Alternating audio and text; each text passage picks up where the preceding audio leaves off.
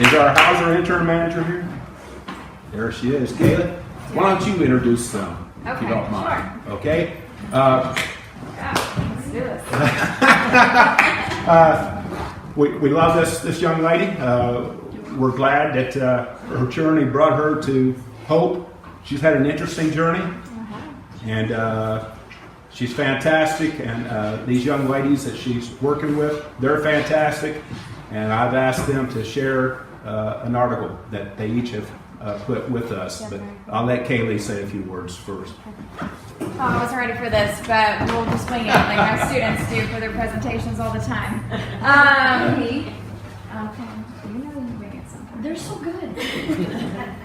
I'm Kaylee Fougeroux. I started doing the Hope bicycle ride in 2005 with my dad, and that's what brought me to Hope the first time. And then every year thereafter, and we're always like, we're gonna do the 50, and then we always like chicken out and do the 25 or whatever the next lowest one is. And then when I went to London last year and got my master's degree, and I was looking at jobs in Indiana because I wanted to come back home, and I saw that Hauser had a position. I'm like, oh, do the bike ride there every year. So I set up an interview, and then David went and called me, and he's like, you want it? And I'm like, absolutely. And then he was like, all right, you're teaching AP. And I'm like, all right. and then they're like, and you're doing HSJ Online, so good luck with that. And I was like, okay, awesome. And then David came to see me, and he was like, are you okay with doing this? And I'm like, I didn't know how to choice, but let's do it. So I picked two girls, Leah Joyce and Chloe Kennedy, and they're awesome writers, awesome students, can ask for better students, and don't get emotional, don't do it. And so I'm going to bring them up here, and they can share their articles with you. Why don't you both come up at the same time? Yeah. That would be great. Can I pull mine up on there? Because Oh, sure. Just John will take care of it, or you can take care of it, whatever. Give it on. Are you ready first? I You can. have yours ready? Yeah. Go ahead. That way we can make sure you stand over here because we want to make sure we get you. There we go. Yeah. Smile. Okay. First of all, introduce yourself. So I'm Leah Joyce. The title of mine is Reflecting. Where is the mouse? Oh, sorry. The title of my article was, John, you have to quit talking out loud. I'm so sorry. was reflecting on Hauser family in tragic times. As a student, with everything that happened this year with the loss of Trevor and most of my fellow classmates getting in the car accident, it was really hard for a lot of us. So I wrote this as just to show awareness that even though the darkness of times that we're all going through, that we're still as a family, as a community coming together as a family. So I wrote, the people of Hope have always considered themselves to be a family, and this year the bond within the community was severely tested. Trevor Frazee, a fellow student from Hauser Junior Senior High School, fell ill and passed away, causing hundreds to mourn. Our principal, Dr. Witten, went to each individual class with swollen eyes and a raspy voice. It took everything from him to inform the students about the tragedy. In a heartbeat, we became speechless, and a few of us even let a broke of cry. At this dark moment, the news affected everyone in the community, friend or foe. However, through this tragedy, we began to rely on each other for moral support. Students who participated in sports were given the day off, and all practices and games were canceled for the evening. Students arrived at school the next day with grief written all over their faces. Since many of us students were mourning the loss of our fellow classmate, the faculty at Hauser established support groups. The guidance counselor, Kelly Hoflinger, was instrumental in this effort. The community of Hope also struggled when a car accident injured 4 of Hauser students. When we first found out about the car crash, we were at lunch and anxiously waiting to figure out what had happened. A few people realized there was a crash involving 4 students. No one was able to eat or continue to pass the volleyball. Instead, we huddled close to our friends and we prayed for the best. Once again, Dr. Whitten addressed us personally to deliver the bad news. Immediately, we all shared the same thought: what worse could happen to our Hauser family? John Bragg, Veronica McKinney, Sarah Vanderlyn, and Aaron Newcomb were all survivors of the car crash.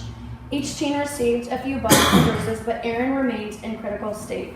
The entire town prayed for her recovery and continually cheers her on towards the recovery. The return of 3 of our 4 fellow classmates to the school thrilled us. Everyone is enthusiastic enthusiastically waiting for Aaron's first day back to Hauser. The Town of Hope spread and continues to spread awareness for both Trevor and Aaron. Special by Design, a screen printing shop in Hope, sold t-shirts. All proceeds were used to support the family and help them pay for the funeral and medical expenses. What I, myself, and my fellow classmates learned from these tragedies is that life is not like a fairy tale. Not everything happens the way we planned, but thankfully, time heals all wounds. Since we live in such a heartwarming community called Hope, we know we will get through all of this together. So that was my...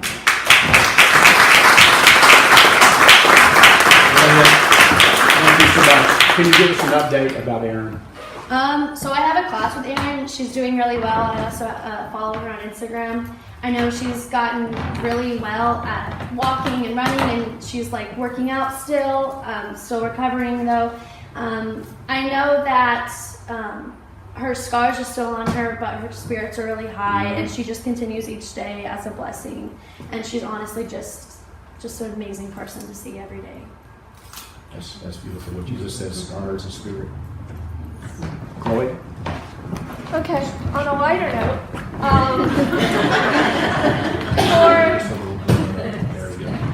so for the past 2 years, I've been involved with an event in Columbus called Dance Marathon. It's in support for Turning Point, which is a nonprofit that helps raise awareness of domestic and dating violence. So basically, it's an event that tons of teenagers from all over Bartholomew County, from Hauser, East, North, homeschool kids, whoever, they come together every week from September to February, and they help plan this event for everyone, any student in Bartholomew County. And I wrote about this in February just to get people to know about it. So for 20 years now, high school students from all over Bartholomew County have come together in February to raise awareness of domestic and dating violence in our community. The annual Dance Marathon is not just a dance. It also raises funds in support of Turning Point Domestic Violence Services and their resources and outreach programs.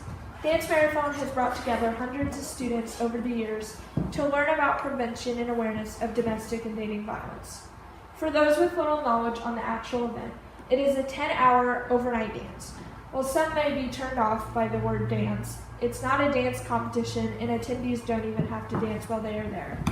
There are different performers or activities every hour, ranging from DJs to band performances, and even to a Zumba session.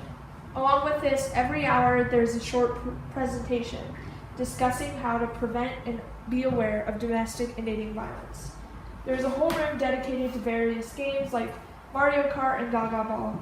There's a prevention lounge which has different activities such as face painting, battle of the sexes, and a scavenger hunt. There's something for everybody all night long. Dance Marathon is a truly unbelievable event to partake in. In a society where domestic and dating violence is not commonly discussed and occasionally a taboo topic, this dance provides younger generations with information about healthy relationships and how to recognize an unhealthy one. The unique aspects of this dance is that it is planned by high school students. Every week since September, a group of high schoolers collaborate alongside mentors and Turning Point staff to create this educational and fun event. After a night of the Dance Marathon, students will walk away tired but also ecstatic from the fun experience.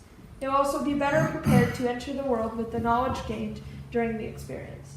Dance Marathon isn't just a dance, it's not just a fundraiser. Dance Marathon is a chance to bring our community together to become further educated on available services and start the journey towards eliminating domestic and dating violence.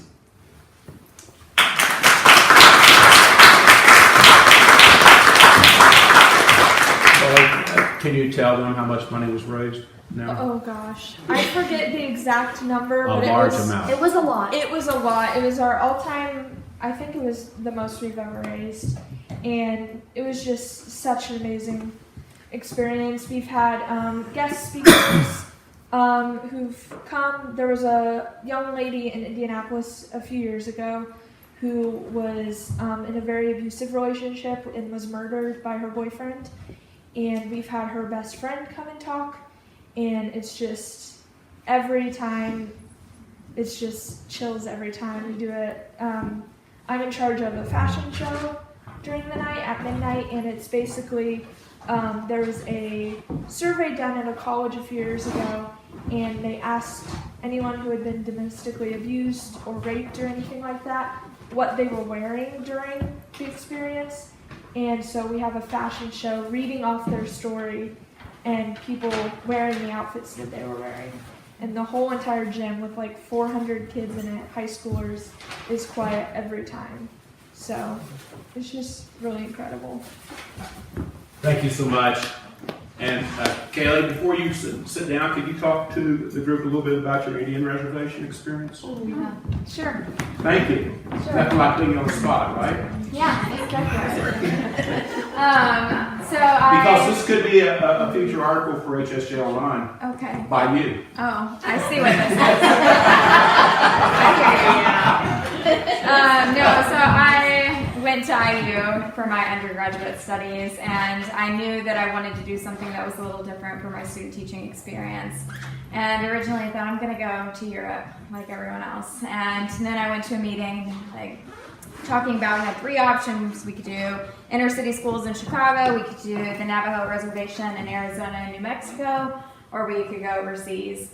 And what really drew me to the Navajo program was I got to teach the entire semester, and I really wanted that time to bond with the students and get to know them, and I was afraid they were going to hate me, so I was like, I got to warm up, you know, it's like a fine wine, I got to age a little bit, and then they're going to like me more, I just got to get in. But so I went out there, drove my car out there, blew a spark plug, like didn't think I was going to make it, ended up making it, and then it was just an amazing experience.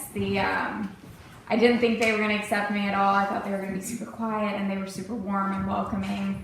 And we didn't have very much technology, so I had to learn how to stand up in front of a class and just teach without having the computer behind me or PowerPoint to help me, and just go with it. So it was a really cool experience, really amazing people. And then I moved back to New Albany, taught there for 2 years, and went over to Europe after that, and then taught over there, and then got my master's, and then now I'm here. So. Are we fortunate to have these people or what? Yeah.